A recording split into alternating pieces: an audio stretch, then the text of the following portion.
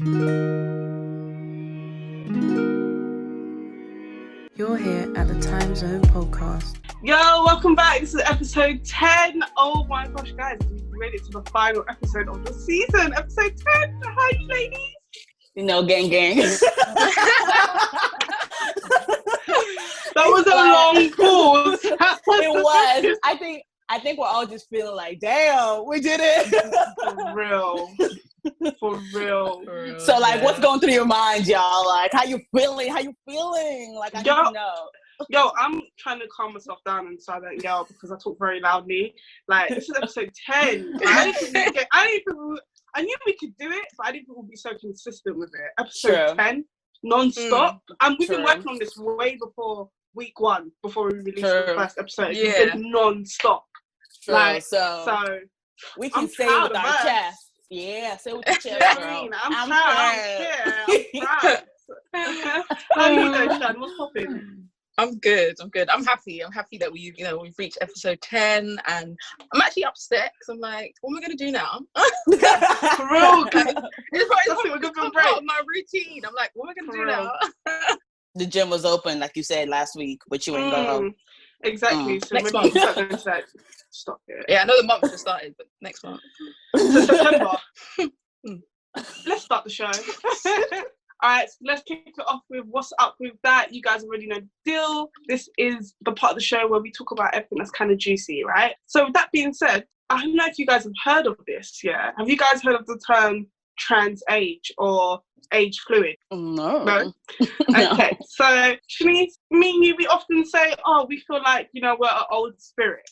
But some people have taken this literally too far. So basically, the term trans age or age fluid, your physical age might be 25, but you might feel younger than what you are or older than what you are.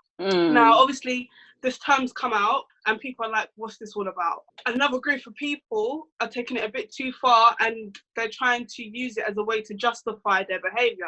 That being said, I'm talking about paedophiles, okay? So apparently there are a group of paedophiles who are basically coming forward and saying that they want to be acknowledged with the LGBT community, yeah, because they too are trans, but in terms of the age. You lot are just, I don't know how to slow go down. Yo, my eyes are tearing up from trying not to laugh. Trans age. Yeah, they said they are so trans they use age. that to justify their behavior. Basically, yeah. So in terms of the fact that they're stuck in a younger body, so that's why they mess with younger kids, right? Yeah, they're stuck in an older body. Really, they're young. Their children are hard. That's why, they're attracted to they're nasty. They only belong on the sexual offender list. That's where they belong. Yeah, they need to be castrated. That's what needs to happen. What the hell? I'm sorry. There's no such thing as trans age. I don't know where you brought that shit from, up your ass. I don't know where you drag it out from. But you're not going to be an older person messing with children and make that as an excuse. I'm sorry. I will stone you to death. Like, no. But for real though, like, so what happens if it's the other way around though? What if it's someone who's young and they're like, I feel like I'm a 60-year-old? So are we saying that trans age is not a thing because paedophiles want to use it, or are we saying trans age is not a thing because it's just not a thing? It's not a thing. It's not a thing. Okay, so let's be realistic. There's sometimes, like you said at the beginning of this, like, we're old at heart, like we have old mentality. That's a different thing, old spirit. But you're not gonna see me freaking out in the street with a 12-year-old boy talking about, I'm young at heart, so I want to really date you. That's stupid. That is some creepy behavior. That shit's creepy. I feel like the LGBT community needs to come against this. That there's no way. Like, forget just the LGBT community. All of us need to come together, and stop this madness, because there's no such thing as trans age, and you're not going to try and justify touching on kids because you want to try and say that you've got a young spirit. But these times when you want to buy alcohol and intoxicate them, you want to be grown, right? You want to be your age to be able to buy this stuff and do all of this shit and drive to go get those kids and kidnap them. No. Yeah, I'm gonna need everyone to be on. Yeah, I'm gonna need people to be on alert now, because we don't know how long this has been going on. Yo, so I tried to do some research. I tried to do some research, and people were claiming this term from like over 2 years ago. So I don't know how long this has been going on for. I'm sorry. How do you justify that? How do you justify that and the paedophile? Like, how you don't justify no. It's wrong. It's wrong. I feel like the only way, the reason why they're saying that is because if they want it to be so legalized and legal that if they get arrested, then they say, well, I'm trans age. What? Yeah, because they know it's wrong. They do. We didn't know it was wrong. Yeah. You wouldn't look for a justification. You wouldn't look for a justification if you knew, bruh. Get out of here. I'm doing it, and it is what it is. But hey, exactly. They just want to do it without the punishment. Exactly. Yeah. Disgusting. So we spoke about pedophiles. So let's speak about rapists. So Solo 45, who's part of the Boy Better Know group, has recently been convicted of 30 accounts of assault. I'm going to read them. So he's been convicted of 30 charges, which include 21 accounts of rape, 5 accounts of false imprisonment, 2 accounts of assault by penetration, and 2 assaults by bodily harm. Now, he tried to justify this and said that it was all consensual role play, and he called it catch me, rape me. He's convicted for 24 years, and in addition, he'll have 5 years on license, and then he'll be on the sexual offenders list for life. People are saying that his conviction is too much for what he's done, basically. And some people are saying it's not enough. So I want to know how you guys feel about his conviction. Do you think that it was enough? Do you think it's not enough? And it's 24 years. 24 years, and an additional 5 years on license, which basically means that once he comes out, he'll have like some terms of agreement of what he can do, and then he'll be on the sex offenders list for life. It's not enough, because even though they're saying that he's going to get 24, will he actually get 24? Yeah, 24. Good behaviour, he'll get released in half that time. It's not enough. He didn't do this to one person. He done this to multiple people, and it would have continued to got worse, and it would have continued to got. It would have got on a bigger scale, and eventually he would have started trafficking. That's where it was leading to. Let's just be real, okay? Yeah. It's not enough. Anyone who's saying it's too much, it's not enough. He used his name to like kind of cover up like what he did, didn't it? Like he would use like the fact that he would be at concerts and all these shows. He used that to like lure the females in. It's trafficking, but just within. It's pimping and trafficking, but within his own little circle. Eventually, he would have got bored of those girls, and then he would have given them to other people, and then he would have started trafficking. You okay, Eunice? Whoever's asking the question, or even thinking that the term he's serving or he's going to serve is too much, there's something wrong with you. Like, how would you feel if that was your baby, that was your child? Would you say it's enough? Because I know you'd be out here trying to kill people if someone was hurting, like sexually playing with your child. Like, fuck that. He deserves more. And let's be honest, like Ink said, will he actually serve it? So I don't know. More needs to be done about that. I mean, I don't think he will. He will serve a bit of that time, but I don't think he'll serve all of that time. Now, hear me out. I personally feel like paedophiles and rapists, should be castrated. However, I do know that some girls lie, so we've got to be careful whether we decide to do that or not. Yeah. But I think if there's solid evidence, against that person, there's solid evidence like there is with this guy. Yeah, there is. Yeah, and there's four people came forward, but I assume there's probably more people than that. And also, the police like found the footage, so he used to record them as well. So there's evidence right there. He ain't nothing but a fucking Robert Kelly. Yeah, like, but with half of the talent. That's just disgusting. That's really, you know what I'm so upset as well. Boy better know, don't piss me off.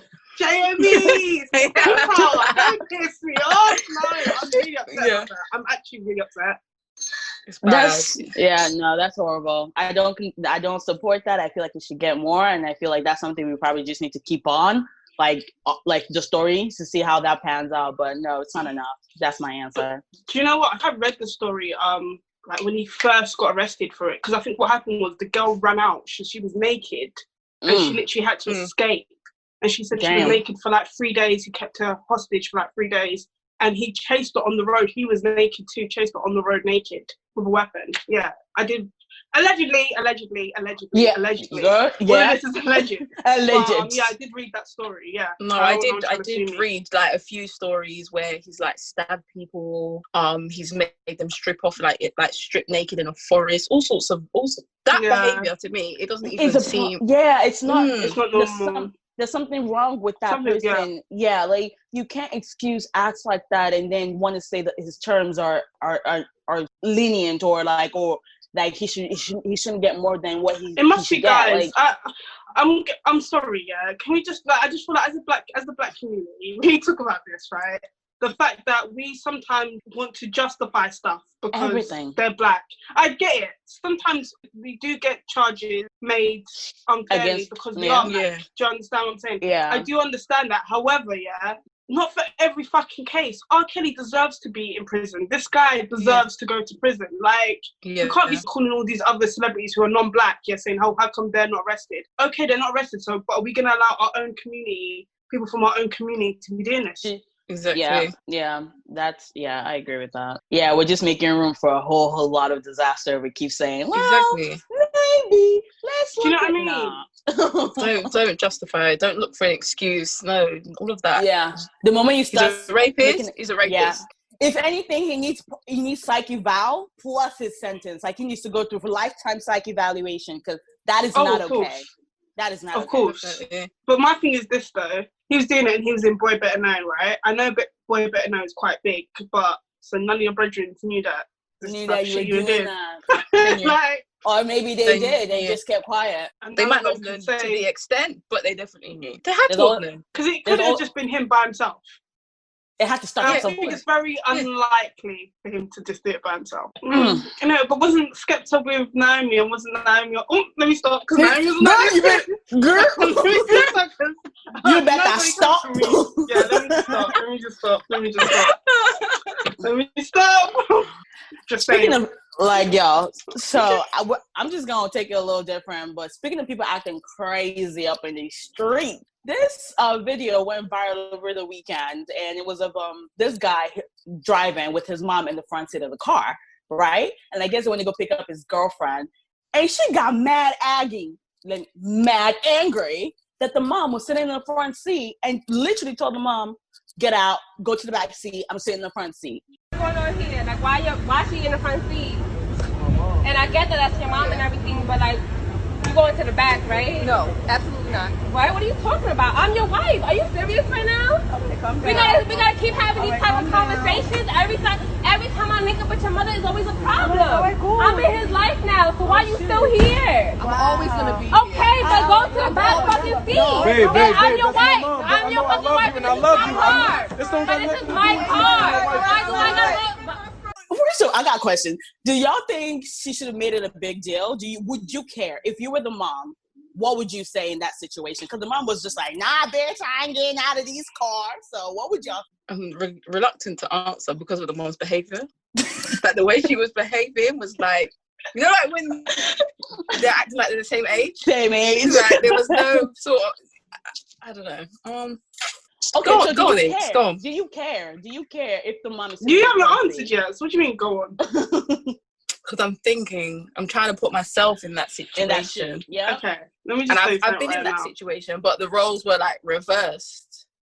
So that's for me. Okay, we will come back to that. We want to know why. Yeah. Before I say my opinion, I want to know why No, it was nothing bad. I was driving. He was in the car, and I went to pick up my mom. And then, like, he didn't say anything. Like, I feel like out of respect, he just got up and was like, he just took the back seat. Like, there was what he did. There was no conversation. It was like, okay, yeah, mom's gonna go in the front, and that's it. That's the understanding. That's a king right there. Yes. Yeah. Let me just tell you something right now. See that mother? The mother don't like the girl, and that's why she didn't want to move out of the seat.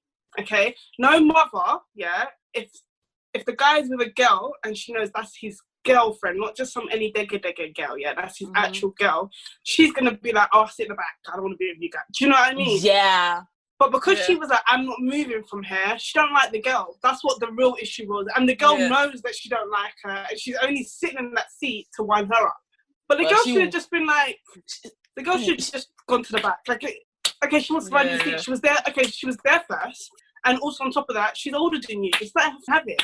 Like, just let her have it. Yeah. Exactly. Save yourself the argument. Like, why did you have to make a spectacle about it? Like, for me, I've been in that situation multiple times. Either I'm driving and my boyfriend or person I'm seeing is in the car, and my mom's like, I'll sit in the back. I don't want to be, you people gotta do your nonsense in front. You know what I'm saying? Or, or if he's driving and I'm in the front, my mom still goes to the back. She's just like, yeah, no. Or if I'm driving and my mom's in the front, he sits in the back because he's like, I don't care. Like, we're all going to the same destination anyways. Like, it really doesn't fucking matter.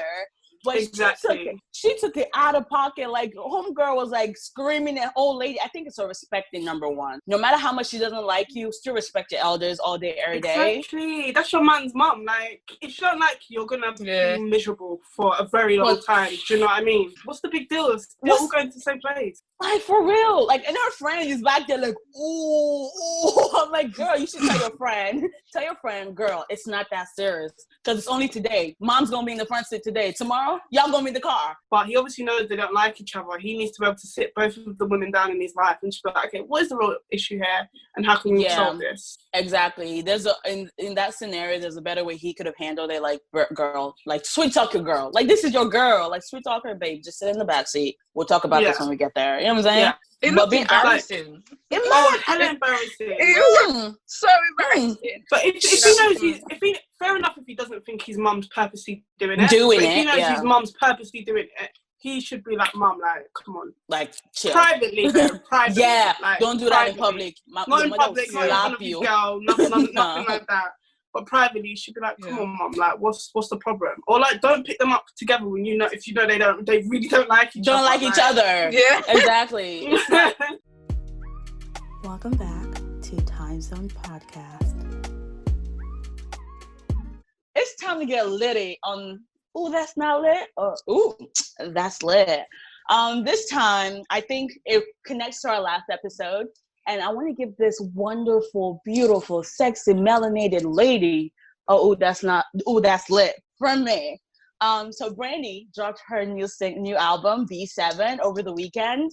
And she released the visual for one of her single, which is called Borderline, where she raised awareness to mental illness and people dealing with bipolar disorder and people dealing with like mental illness in general. And the song is beautiful, the layering, the harmony, everything is beautiful in that single. And I just think that this is exactly what we need. Someone using their platform for something great. And I love me some Brandy. So I was just like, girl, it's not even a question. You get it. Ooh, that's lit. So what y'all think? Brandy is the only person I've ever been to see live, so that's the first concert I've ever been to, the only concert I've ever been to. Actually touched my hand. Bitch, you lit? You can't say it. You always do it. I'm like, ooh. She touched my hand, I was like, ah! I love Brandy. Right? I love Brandy. Shan, you with us? I'm gonna agree with you guys. I don't have to listen to the song. I'm just gonna agree. But, I'll definitely go and check that out. Yeah, I definitely think, I think everyone should. It's a beautiful song and it's for a great cause. And I love it. And I love Brandy. And Time Zone ladies, we love you too. So guys, we're at our final segment of the season as well. Sharing is caring. I'm really upset because this is like my favorite. This is like literally my favorite part of the show because, you know, I feel like I get to know you guys a bit more like all the time. The sharing is caring. So I was reading an article from the Metro and it said, being a fat black woman has ruined my life. Lies. Being a fat black woman hasn't ruined my love life. It's saved it, right? And she spoke about like being a fat or larger black woman and dating. But she also said that black women are statistically disadvantaged when it comes to being successful on dating apps, regardless of their body. She also described about black women having men having more fetish over black women. And she spent more time attaching her worth to virtual strangers' perceptions of her. Now, I wanted to know, I've got a few questions for you guys. First of all, do you guys prefer to date what they would call organically or virtually? To be honest, I've never really had success dating organically. I feel like I've talked to people, to guys, obviously, organically, but most of the conversations just end in them wanting to have sex. Virtual too is the same thing, so I'm not gonna say like one's better than the other. But the person I'm with now, I met virtually, and it happens to be a white guy. The first question I asked them when we first started talking was like, "Have you dated other black women before? Because I'm not trying to be a fetish." like for real. So I understand where she's coming from, but I don't know. I guess maybe you have to also understand my background. Like I had really strict parents, so I really didn't go out. So that's probably why I didn't have as much success dating organically. I'm sure if things were changed, it would be good. So yeah, I feel you on that. No, I think I'm more of an organic girl. For some reason, when it's online, I don't know what it is. Sometimes maybe I might come off a bit crazy.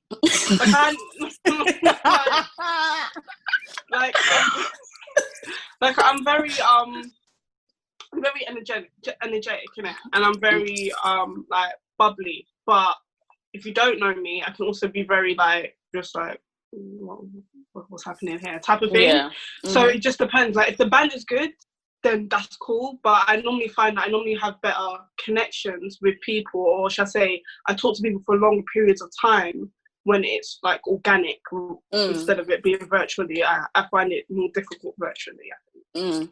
And they end up being creeps as well, or they always end up, I feel like they definitely want sex when it's virtual. By the internet. Yeah, when it's virtual. When it's virtual, they want sex. At least 9 out of 10. 9 out of 10. Yeah. Like, but I feel like organic is not as bad. Yeah, you can navigate more organically. Virtually, they're just like, sex. Yeah.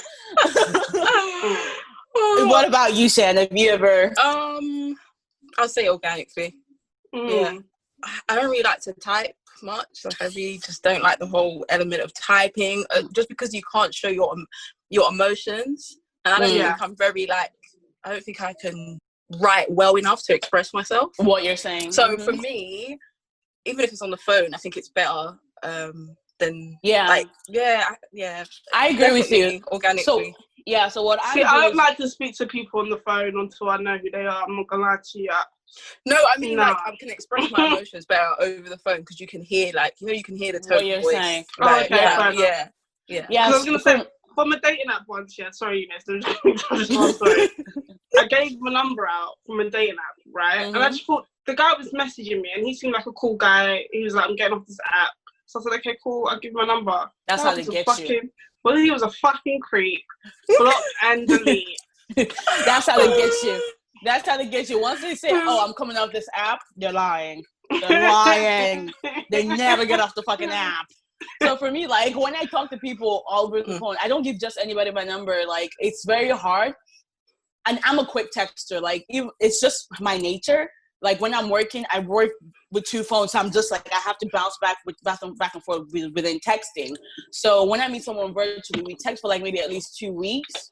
And then at least that's what happened with this guy. We texted for a couple of weeks. And I was like, look, I need to hear what you sound like because that could be a deal breaker for me. So we got My next question is, have you ever felt like uncomfortable or that someone was having a fetish over you because you were black? I would think at least 80%. I'll let you go first because I need to think. I think at least 80% of black women feel like that if they're dating outside of the race. At least for me, maybe the statistics is wrong. I'm estimating here, y'all. But for me, like every Caucasian man I've ever talked to, I'm always like, I don't know if you want me or you're trying to experiment because you want a little chocolate or you want a little, So when we're having conversations, and you can almost tell from the first conversation, they always tell on themselves. They'll be like, oh, I've never dated a black girl before. Or I wonder what a black girl's like. I'm just like, okay, now delete, block, excuse me. No. I was going to say, I think it depends what area these people are from, what area you're from. So obviously I grew up in Wales for a little bit of time, right? So when I was younger, like 15, 16, of course I would be chatting to guys, and they were white, and that kind of made me feel like they were a little bit like fetishy to a certain extent. But I don't think I was as wise as I was compared to now. So I don't think I could identify it. But looking back on it, I'm sure I could definitely pinpoint some aspects where it was like, yeah, this was more of a fetish.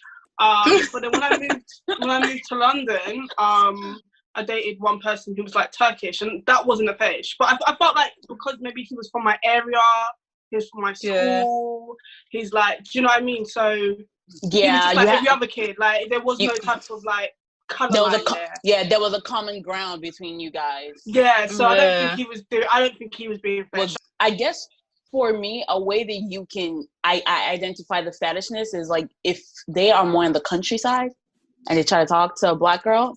I hate to say it, but your gut's gonna be like, nah, because they really do not mess with the black people. So once they start dating a black girl, you're gonna have to question it a little bit as to if this is an experiment or if this is real. And like sometimes it gets hard because you don't really know if they really like you for you or they like you for your skin. Yeah. But for me, I've had one experience, and I wouldn't say I just felt uncomfortable. I was like, yeah, time to go. Like, time to go. And this was like actually on a dating app, and the person said something to me like they were telling me where they're from, and I was like, okay. And they were saying that they like different foods from different countries, and they were asking me where I'm from. And obviously, I said I'm from Jamaica, and he was like, "Oh, that country really interests me." And I thought, okay. Why? He's like, I don't know, like the people, the culture. I was like, yeah, it's time to go. It's time to go. And I felt really bad because it's like he could just generally be interested, but I don't want to know. Like, I really don't want to know if you were really just genuinely interested. I just think like for me, I think I've had several experiences where it's just like they said so many things that was red flags to me. I was just like, ooh. So just for a disclaimer, I like all men. Obviously, but my preference, I'm typically geared towards more Caucasian men based off of my experience. But not any type of Caucasian man. Like you gotta have a little something to you. You know what I'm saying?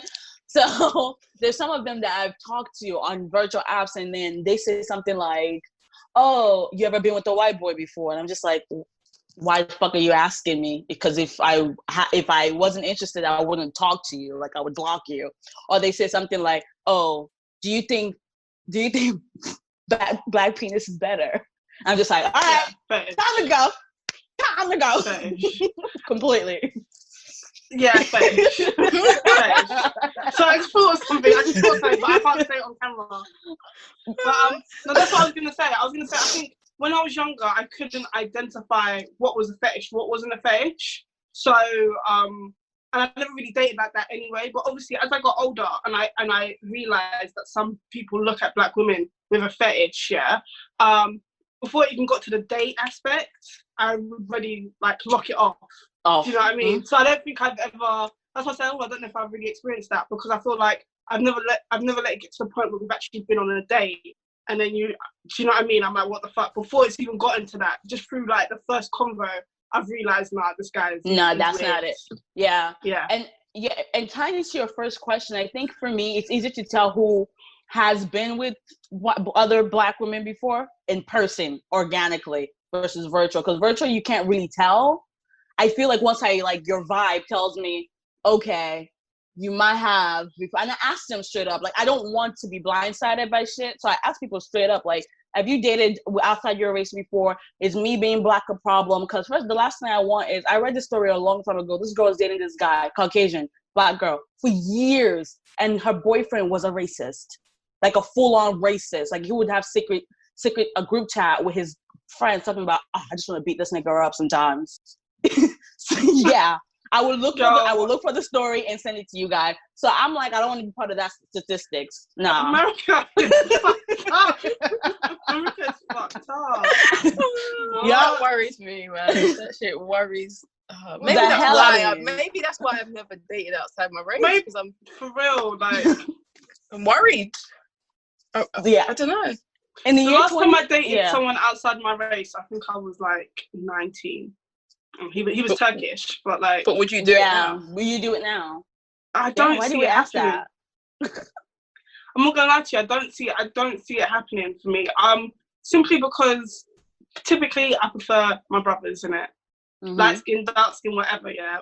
my brothers. I prefer my brothers. However, I think if I was to meet someone who was like Caucasian or whatever, they would have to have such swag. And typically, I don't see that. Like in my area, I can't really see that. Like I feel like the ones who think that they've got swag, they're overdoing the stereotype of black people. So that's just like no. But I mean, I've never seen anyone who genuinely has swag and they're not overdoing it. This is exactly how they are. How they are. Yeah. Exactly. What about you, Shan? Do you date an outside race? No. Never gonna happen? I can't say never, but I don't see it happening. Yeah. I don't want to say never because I don't know, but for me, no. I just think I'm just not. There's just too many cultural differences for me. Like, there's just too many, and I feel like the way our family is, it can be a bit too much. Do you know what I mean? So, yeah, I don't see it happening. I mean, I'm not saying they wouldn't accept them. Our family is very accepting of people, but it takes a while. So takes a while. It's far and in between, mate. So far and in between. So nah, for me, no, thank you. They're like pit bulls. Some days they might lick you, and some days they might rip your arm off. So yeah, gosh. But yeah. That's it, guys. Episode 10 is finished. I just want to say a big thank you to every single person who's been listening to the TimeZone podcast. We actually done 10 episodes. I'm quite surprised and I'm very happy. Thank you to everyone who's like joined in with the sharing is caring, who sent things in. Thank you to everyone who's commented. Thank you for every like. Thank you to everyone who's given us tips and advice. Keep them coming. We love them. And yeah, I just want to say big up to all of you guys. And yeah, thank you. And check out Inks. So yeah. We appreciate all the love and support. I want to say thank you so much. And it's been quite the journey. And we're glad you could be on it with us. First season down, y'all. Like Stephen J, you don't know what we're cooking up next.